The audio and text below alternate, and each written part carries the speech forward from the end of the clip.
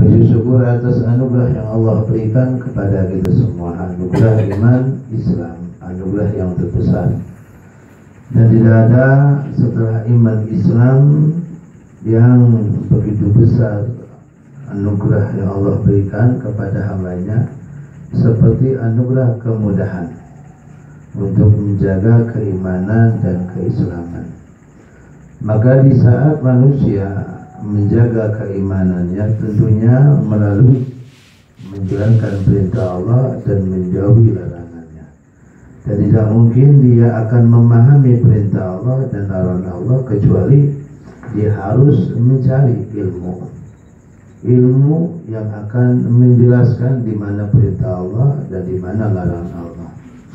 Dan tidak mungkin ilmu ini ia bisa raih dengan meraih rahasianya, meraih nurnya, kecuali dia harus mempelajari bagaimana cara mencari ilmu. Maka disinilah para ulama-ulama kita mengajarkan kita mulai dari bagaimana kita mencari ilmu sebelum kita mencari ilmu. Bagaimana kita mencari ilmu sebelum kita mencari ilmu. Bagaimana? Semuanya ada caranya. Sehingga kita lihat bagaimana banyak orang yang punya ilmu namun nur ilmu itu tidak ia miliki, sehingga nampak di dalam dirinya kesulitan untuk mengamalkan ilmu. Dengan sulitnya mengamalkan ilmu, dia tinggalkan, kemudian dia hidup dalam kebodohan padahal dia punya ilmu. Ini kesalahan di mana? Ini semua kesalahan yang ada di awalnya. Di awalnya ketika ia mencari ilmu, dia lupa bahwa ilmu itu ada cara di dalam mencarinya. Dan itu sudah diceritakan di dalam Al-Quran. Bagaimana Nabi Allah Khidir mendidik Nabi Allah Musa alaihissalam sebagai guru, dan bagaimana Nabi Allah Musa alaihissalam dia mengikuti Nabi Allah Khidir. Dan ini merupakan satu gambaran dari Allah Subhanahu wa Ta'ala untuk meraih nur dari nur-nur yang ada di muka bumi ini. Dengan nur yang ia miliki, yang ia dapatkan di muka bumi ini, nur itu ada cahaya, cahaya itu terang, maka dia akan bisa melihat kebenaran. Dia akan melihat kebenaran. Nah, ini semua dijelaskan di dalam Al-Quran begitu gamblang, begitu jelas, dan juga dijelaskan dalam hadis Rasulullah SAW yang bercerita tentang kehidupan para sahabat atau hayatus sahabat, kehidupan para sahabat Nabi Muhammad ketika duduk bersama Rasulullah SAW. Begitu luar biasanya mereka, dan itu tadi diajarkan oleh Nabi oleh Jibril alaihissalam. Satu hadis sahih yang diriwayatkan oleh Sayyidina Umar bin Khattab, bagaimana Jibril mengajarkan para sahabat bagaimana duduk bersama Nabi Muhammad dan bagaimana bertanya tentang ilmu yang dimiliki oleh Nabi Muhammad Sallallahu Alaihi Wasallam, yang pada akhirnya Rasulullah bersabda, "Atadruna man sa'il?" Apakah kau tahu siapa yang bertanya tadi? Berarti siapa yang bertanya berarti siapa yang belajar. Siapa yang belajar berarti orang ini mencari ilmu. Fa'inul Jibril, kata Rasulullah, dia ada Jibril, ya'tikum yu'allimukum dinakum, dia Jibril yang datang kepada kalian, yang memberi tahu ilmu kepada kalian. Memberi tahu ilmu apa? Ilmu hal bagaimana Jibril alaihissalam datang ke Nabi Muhammad dengan penuh adab dan akhlak. Bagaimana hay'ah bentuk Jibril alaihissalam dengan pakaian yang rapi, dan bagaimana duduknya Jibril alaihissalam, dan bagaimana bertanya Jibril, fa innahu Jibril ya'tikum yu'allimukum dinakum. Ini sangat jelas. Nah, kemudian kita melihat bagaimana sahabat Rasulullah mengajarkan kepada para tabi'in bagaimana duduknya para tabi'in di hadapan para sahabat Nabi Muhammad sallallahu alaihi wasallam.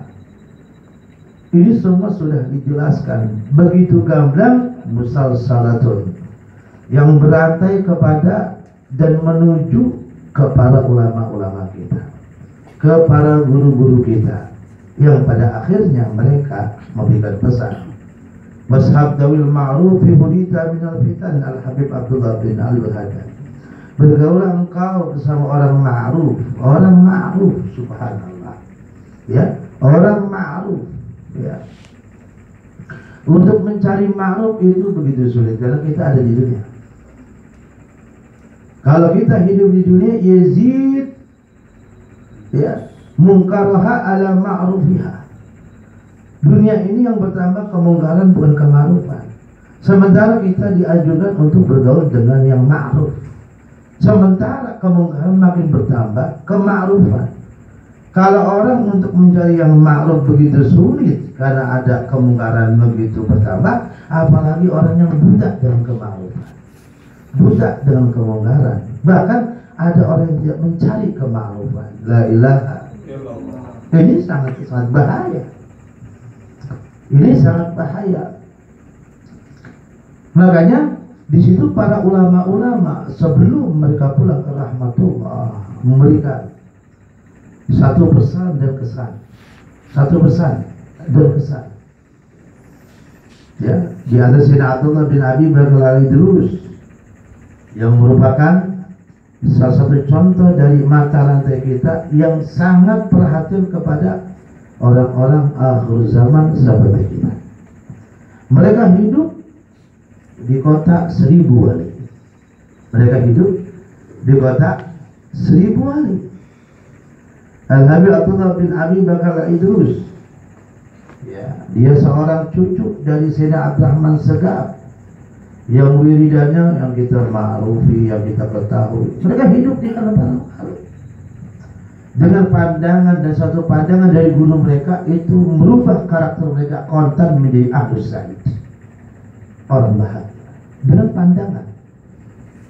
Bahkan sebagai mereka mampu untuk bisa membedakan ini neraka, ini enggak neraka, cuma ditutup aja mereka. Bahkan kehidupan mereka itu dikelilingi oleh orang-orang yang bukan sadahnya saja, bukan sadar loh, bukan Habib. Gak bisa Habib, udah magam ada. Ini orang biasa, ahwalnya aja itu.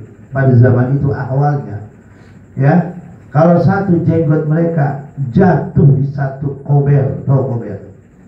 Tahu kober? Kober ini tempat pemakaman. Satu aja jatuh di tempat pemakaman, satu orang yang hidup tapi jenggotnya satu helai jatuh umpama. Itu cukup untuk bisa memberikan syafaat satu kober. Memberikan syafaat dan mereka selamat di akhirat. La ilaha illallah. Itu satu, mereka baru ahwalnya aja, apalagi habaibnya. Jadi orang-orang yang kita tawasulin ini bukan sembarang orang, yang memang mago mereka Allah kasih dan mereka hidup dikelilingi oleh mereka seperti itu. Begitu luar biasa. Dengan begitu luar biasanya kehidupan mereka yang dikenal dengan kotak 1000 wali yang merupakan tempat mata rantai kita. Mereka itu tidak mau menyentuh sendal mereka ke debu-debu yang pernah tersentuh oleh para aulia salih. Mereka rela untuk tidak menggunakan sandal mereka, nggak mau. Ditanya, kenapa kamu tidak mau pakai sandal ketika kamu berada di kota tersebut? Ketahuilah bahwa debu-debu yang ada di kampung ini adalah satu debu yang pernah disentuh para aulia dan para kudus. Dan aku tidak ingin, kalau aku tidak bertemu dengan mereka, minimal kakiku, kulitku telah menempel ke debu-debu yang pernah ditempel atau diinjak oleh mereka. Lihat. Dan itu ada hadisnya. Hadisnya bagaimana? Seorang Musa As-Samiri saja yang dikenal dengan Dajjal, yang kenal dengan Dajjal, dia mengetahui bekas telapak-telapak malaikat. Kemudian diambil itu debu yang bekas telapak malaikat, kemudian disembur, ditaburkan di sapi yang terbuat dari kuningan emas. Subhanallah, lembu itu bisa bicara.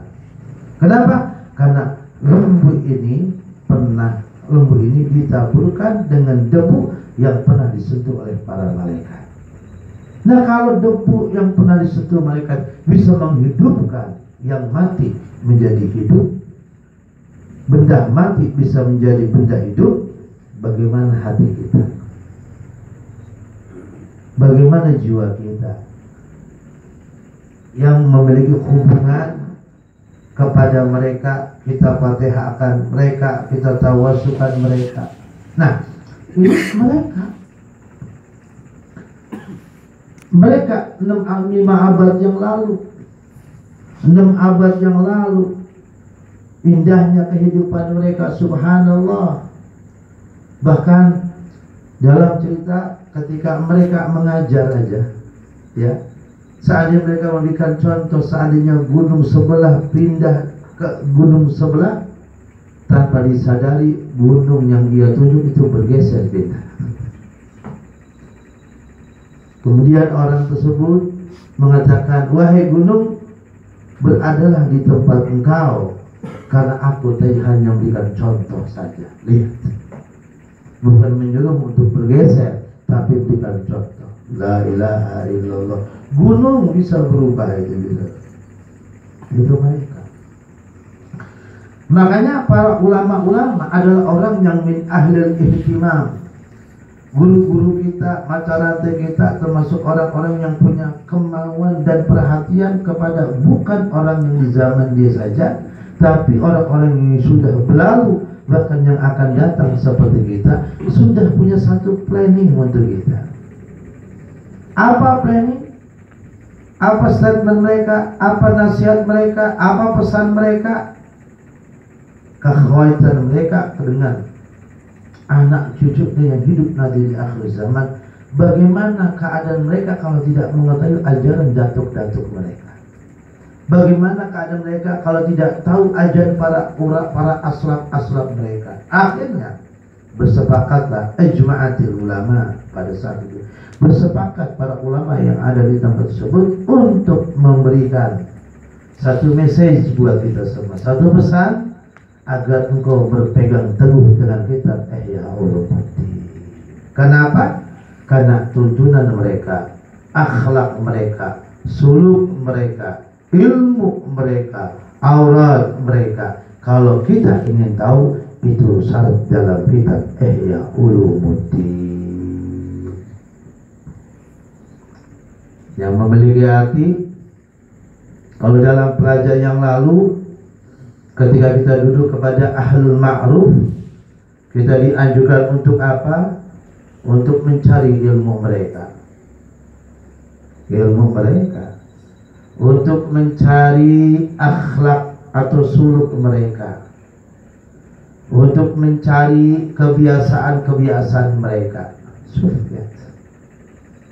Lihat, dalam kitab ini syarat bagaimana kebiasaan para ulama, kebiasaan orang-orang saleh, kebiasaan orang-orang yang dekat pada Allah. Dijabarkan, kalau Anda ingin tahu kami, maka lihatlah kitab Ihya Ulumuddin. Kalau Anda ingin tahu kami, lihatlah kitab Ihya Ulumuddin. Sehingga kitab Ihya Ulumuddin itu menjadi kitab maraji, kitab Kutubul Qaum, kitab satu kaum yang didalam kaum Bani Alawi, yang menjadikan kitab ini menjadikan referensi mereka semua. Referensi, rujukan untuk atau bagi orang yang ingin mengetahui kebiasaan-kebiasaan mereka dalam beribadah kepada Allah Subhanahu wa ta'ala, atau suluk dan akhlak dan ilmu-ilmu mereka tinggalkan. Falamma kalatul himam fasara ikhtisar multazam. Kita lihat bagaimana keadaan umat. Ihtimam, perhatiannya untuk ke agama itu kurang. Ini berbicara 5 abad yang lalu nih. 6 abad yang lalu sudah melihat bagaimana keadaan zaman.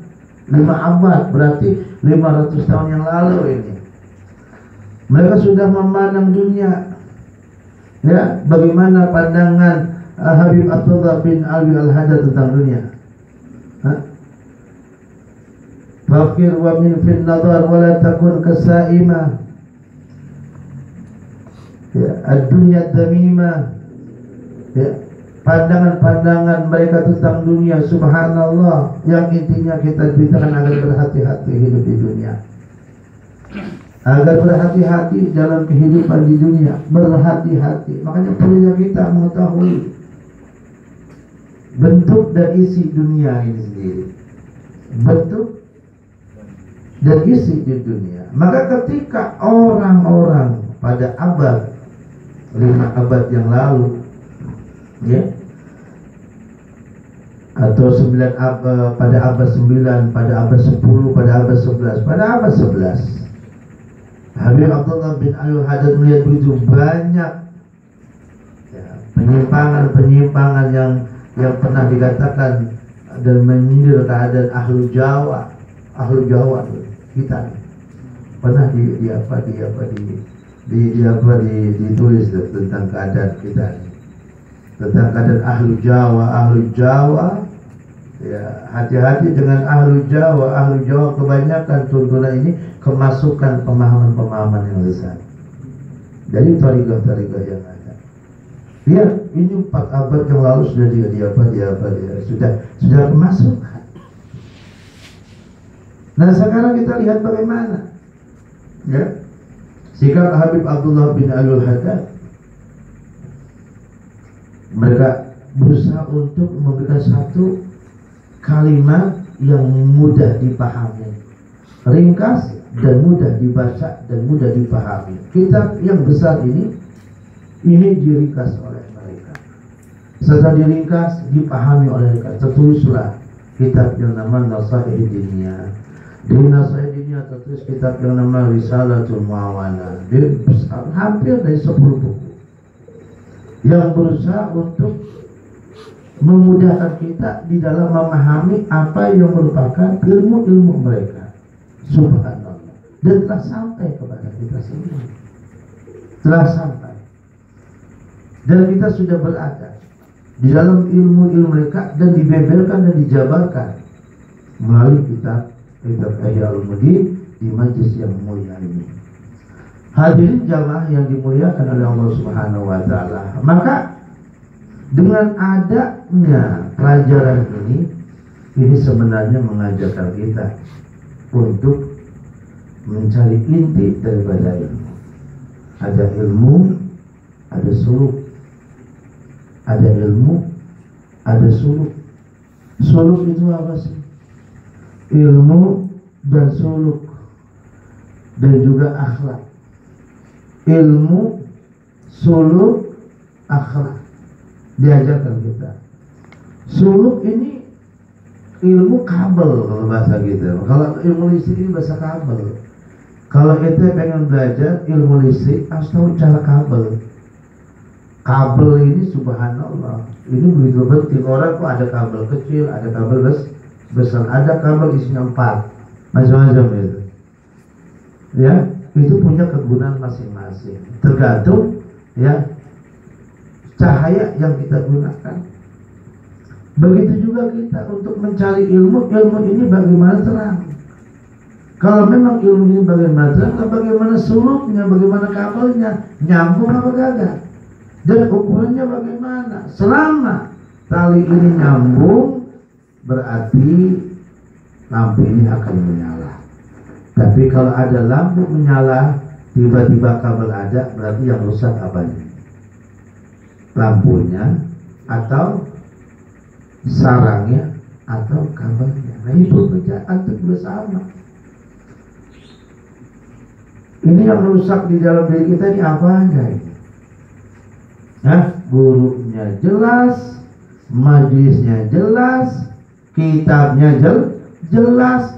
Kok hidup masih remeng baik? Ngapa ini? Hah? Apa yang salah ini? Hah?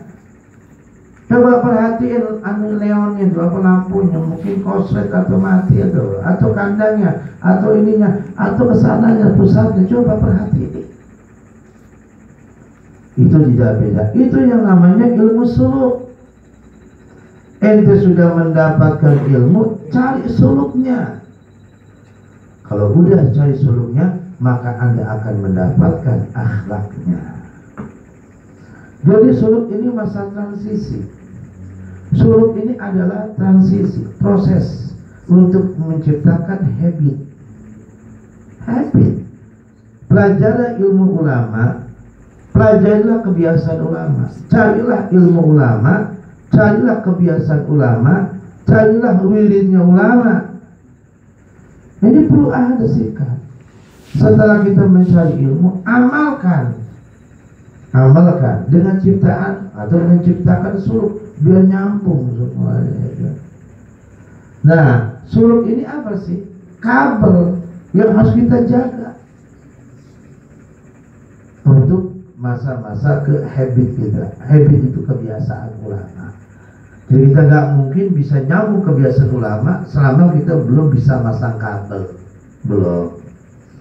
Kalau udah punya habitnya ulama, baru Anda punya akhlaknya ulama. La ilaha illallah Muhammadur Rasulullah sallallahu alaihi wasallam. Maka kitab Ihya Ulumuddin ini satu kitab yang akan mengajarkan kita, dan kita bersyukur kepada Allah. Kitab yang ada di hadapan kita ini sudah kita baca ke bab sadis min ruqil muhlikat. Kitab yang ke-6 dari 1/4 dari bab muhlikat, sesuatu yang menghancurkan. Ya, dari bab ke-6. Kemarin kita banyak bahas bab tentang masalah marah.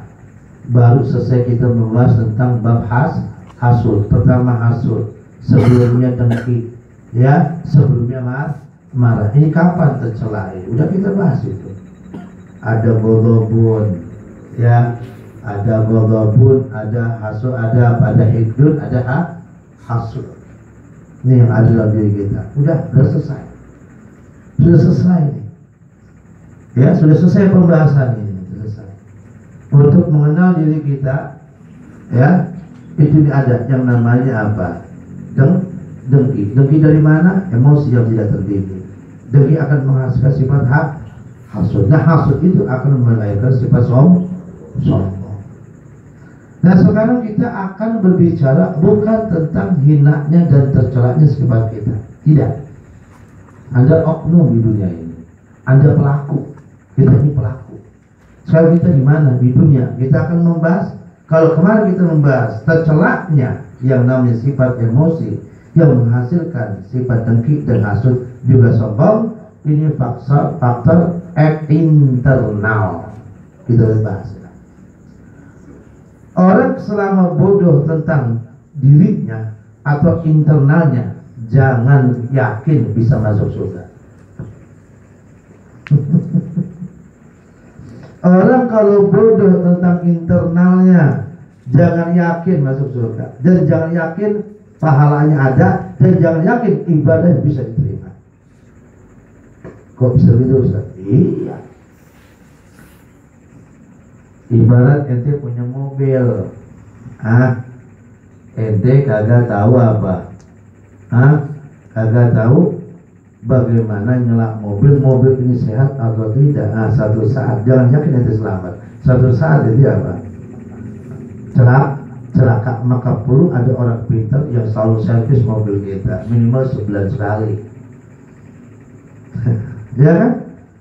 Begitu kalau punya motor, punya mobil, jangan sekedar punya mobil aja, punya motor ada budget sebulan sekali ganti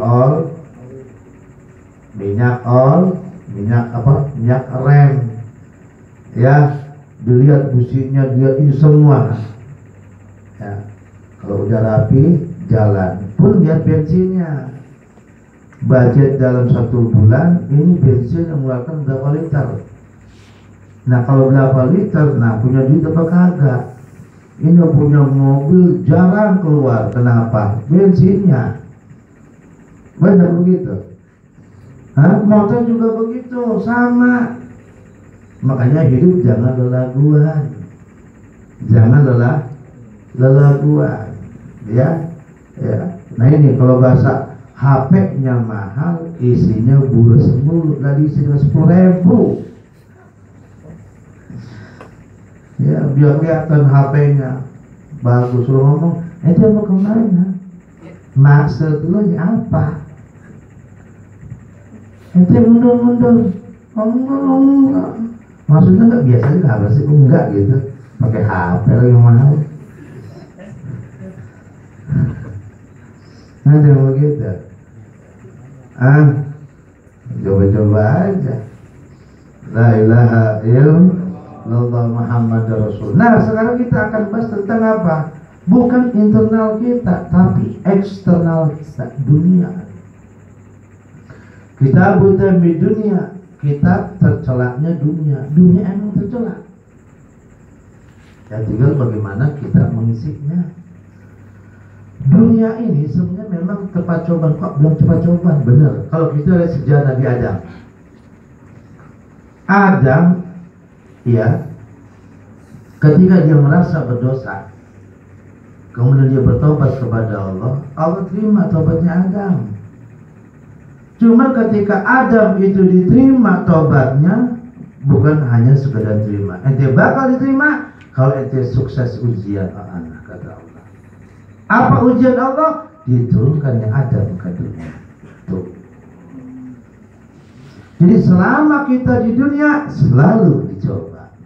Seperti apa? Seperti Adam alaihissalam.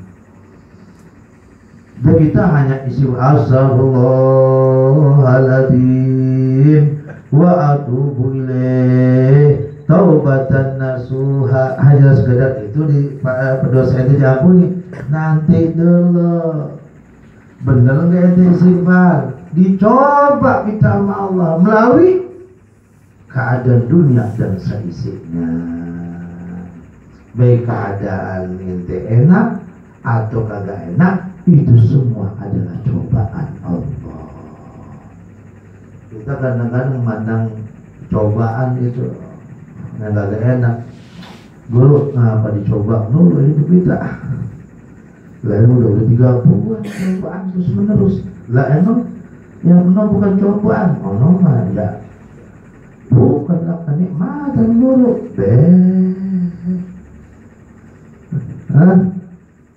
Justru kebahagiaan itu cobaan yang paling berat. Kaya itu cobaan yang paling berat. Orang punya duit banyak sama orang yang punya duit sedikit, cobaan lebih besar mana? Cobaan lebih besar mana? Orang banyak duit, tapi kenapa kok hati kita pengen banyak duit baik? Kenapa? Karena memang kita punya nafsu. Silakan. Yang mau jadi kaya silakan, yang pengen punya duit banyak silakan. Memang itu keinginan ada dalam diri kita dan itu kita. Tapi ikatlah dengan tuntunan agama. Lihat perhatian sini. Abdi dunia diambil dari asal kata dana. Apa dana? Dekat. Ya, kalau sifatnya adna, ya, lebih dekat. Ya. Lebih dekat. Perempuan atau mudzakarnya dana, dunia adna. Tapi muannasnya adalah dunia, yang artinya adalah lebih dekat. Lebih dekat apa? Ya, semuanya lebih dekat dah. Kalau ente yakinin, yang susah kalau benar lebih dekat kepada kebahagiaan. Yang bahagia kalau lupa dekat kehancuran. Yang hidup lebih dekat kepada kematian. Kelawan katanya begitu dunia. Semuanya lebih dekat. Adna kalau muannasnya perempuannya, jadi kalau orang bahasa Arab itu ada mudzakkar, ada muannas. Kalau bahasa mudzakkar itu laki-laki, muannas itu perempuan. Kalau terjemahan Indonesia.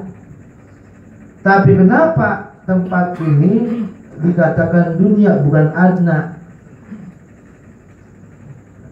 Adna laki-laki, dunia perempuan. Makanya dinamakan dunia.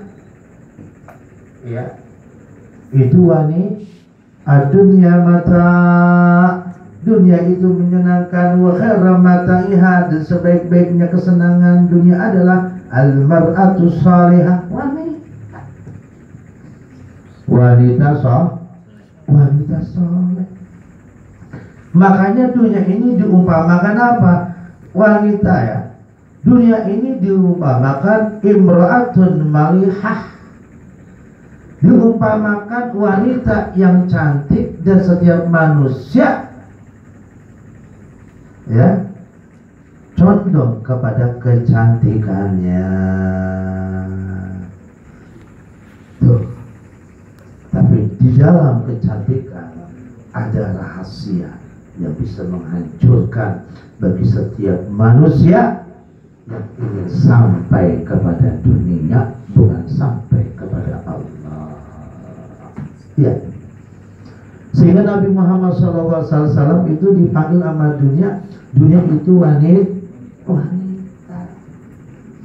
Makanya hati-hati kalau ente ingin gauli dunia dan ingin mengetahui wanita, ingin mengetahui dunia, itu kalau pas ada dunia dan wanita itu nggak beda. Coba ente lihat wanita yang cantik, suka apa enggak? Suka apa enggak? Suka enggak? Suka. Itulah yang namanya dunia. Kita suka, jadi bohong kalau ada orang anda enggak cinta dunia. Bohong. Berarti kalau ente enggak cinta dunia, sama aja ente enggak senang sama diri ente. Ente cinta dunia untuk menghasilkan cinta Allah. Tapi kalau ente cinta dunia tidak menghasilkan cinta kepada Allah, berarti ya ente cinta apa? Cinta harta. Pahami nih? Pahami ya? Orang semua cinta karena diumpamakan wanita cantik. Semuanya suka. Itu memang fitrah. Roy aja suka sama wanita. Cuma nasibnya belum dapat. Bukan berarti gak suka sama perempuan. Ini jamaah itu kalau nggak nikah kayaknya gak nafsu sama perempuan, bohong. Kalau orang agak nafsu sama perempuan berarti dia penyakit. Benar enggak? Nah di dunia ini orang sakit diamankan. LGBT, ya. Nah, orang sakit diamankan, dilegalkan, boleh katanya. Nah, orang sakit. Jadi Islam itu memandang apa? Memandang orang yang suka sama jenis terus sakit. Dan penyakitnya nular. Nah kita akan bicara nih. Makanya kata Imam Ghazali seperti ini. Muqaddimah. Ya. Alhamdulillahilladzi arrafa awliyahu wa ila dunya wa fatiha wa kashafa lahum an uyubiha wa ratiha hatta nadharu fi syawahidi ayatiha wa zinu bi hasanati yasiha yabalimu an yazidu munkaraha ala ma'rufiha wa la yafi majjuha bi makhfiha wa la yaslam tuluha min kusufiha. Segitu aja. Kata Imam Ghazali, segala puji bagi Allah yang telah mengenalkan para aulia atau kekasihnya tentang tipuan dunia dan bahayanya dunia. Cuman wali yang tahu. Makanya kita kalau masih belum merasa jadi wali, hati-hati, pasti ketipu. Sadar ya diri kita ini. Dunia itu faktor eksternal. Ibarat kita punya kawan kita si Fulan. Ya, selama kita belum mengenal si Fulan, satu saat akan membahayakan kita. Begitu kita dunia. Selama kita tidak mengenal dunia, maka ingat, dunia itu akan menjumuskan Anda. Kenapa? Karena dunia itu ada cobaan Allah yang Allah berikan kepada Anda. Cobaan.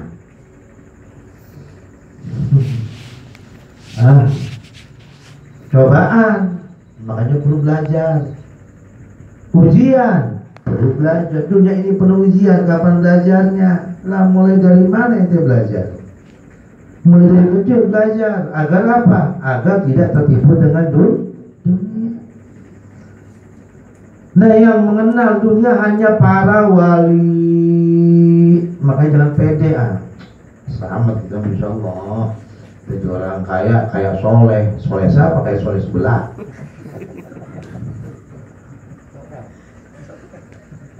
Hah? Jadi orang kaya soleh. Ya kaya soleh. Lu punya dunia kaya soleh, berarti lu udah soleh. Kaya. Coba deh. Lihat di sini. Hanya orang yang mencapai tingkat wilayah yang akan mengenal dunia, tipuannya, dan bahayanya. Berarti bukan hanya sekedar kita baca kitab Ihya kemudian udah tahu tentang bahaya dunia dan kita selamat. Belum. Cari magom dulu. Cari magom. Kalau dia jadi wali, yakin. Tapi kalau belum, hati-hati. Kini kita harus hati-hati. Yang susahnya hati-hati sama susahnya. Kalau begitu ya. Udah susah, kagak tahu dunia. Susah seadanya. Betul. Udah susah di dunia, susah di akhirat. Ya, di sini. Berhubung para kekasih Allah adalah orang-orang yang tadi buka tentang tipuan dunia, ya, maka ketika dibuka Allah memberikan mereka untuk mengenal di mana keaiban dunia dan kekurangan dunia sampai mereka melihat bukti-bukti. Ini buktinya, ini bukti. Jadi apa yang terjadi mereka bisa ambil pelajaran. Kan udah tahu. Kita sih berapa kali kan? Hati-hati jangan riba. Hati-hati mobil kreditan. Hati-hati motor kreditan. Itu riba. Anak mah Pak Ustadz nggak main riba. Kenapa? Anak datang ke dealer, anak bilang, bang, anak ngutang motor ya. Anak agaknya ngutang bukan kredit dulu. Oh begitu. Jadi anak gak kena riba. Nah sekarang sekali-kali lu gak bayar 2 bulan deh coba. Motor lu ditarik agak? Ditarik. Goblok itu kredit. Kalau motor lu 3 bulan 4 bulan kagak ada yang narik, berarti lu lepas dari riba. Paham apa kagak? Paham apa kagak? Nah, mereka kan sudah tahu. Mereka sudah tahu, tapi kenapa kok masih? Karena mereka belum jadi wali. Belum jadi bukan wali. Ya. Bukan orang-orang yang dijaga oleh Allah. Bukan. Bukan termasuk orang yang dijaga oleh Allah. Walaupun dia sholat, walaupun dia puasa, dialah termasuk kaum yang tidak pernah dijaga oleh Allah Subhanahu wa ta'ala. Kenapa? Kalau dia meninggal dalam keadaan su'ul khatimah. Ngeri. Tapi kok masih banyak yang nahan-nahan. Ada apa dalam diri mereka? Cinta harta, bukan cinta dunia. Cinta harta. Sayang dulu, emang apa? Udah 2 tahun lagi. Setahun lagi guru. La ilaha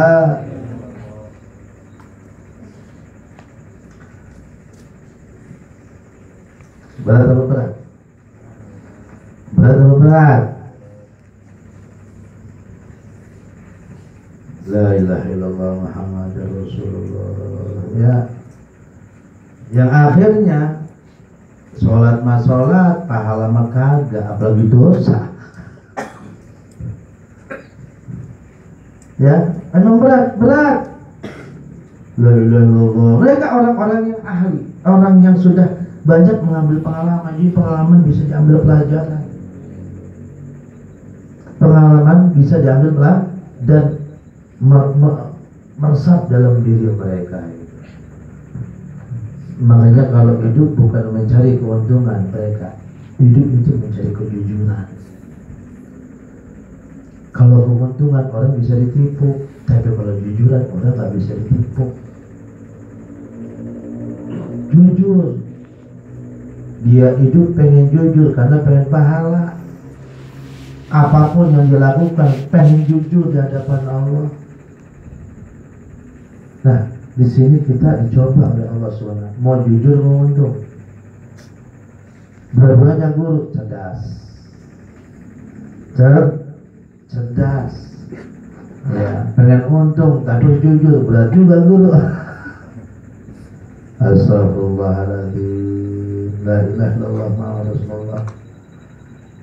Wazinu bihasanati, setelah mereka dikenalkan oleh Allah tentang bahaya dunia dan dibuka oleh Allah tentang kekurangan dunia dan keaiban dunia, sampai mereka menyaksikan bukti-bukti nyata bahwa dunia itu tempat sesuatu yang menipu. Wazinu bihasanati, mereka menimbang di mana kebaikan dan di mana keburukan. Fa'alimu, setelah mereka menimbang-nimbang, nimbang ternyata yang bertambah adalah kemungkaran, bukan kebaikan. Dunia mah terus berjalan dengan waktu terus seiring. Tapi ketika kita sebagai pelaku kita dapatkan sesuatu hari dunia ini, makin hari bukan makin benar dunia, makin hari keadaannya dan kejadiannya makin kagak benar.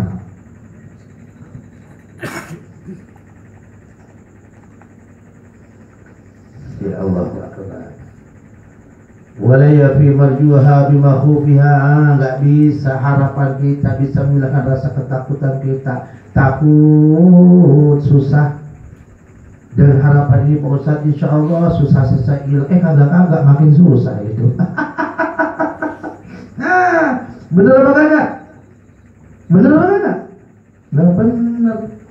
Insya Allah Ustadz, dan apa yang Anda lakukan, rasa takut anak di dunia ini, insya Allah bisa selamat Ustaz, bisa diatasi. Hati-hati aja bang, karena apa yang ada makin susah itu. Makanya pas orang menuju Allah dulu musofa, pengen jalannya sukses, makin ambruk. Itulah dunia. Nggak bisa harapan itu bisa menghilangkan rasa takut. Allah, kenapa? Di situ ada asrar. Nah ini pahamin ini. Ada rahasia yang tersembunyi.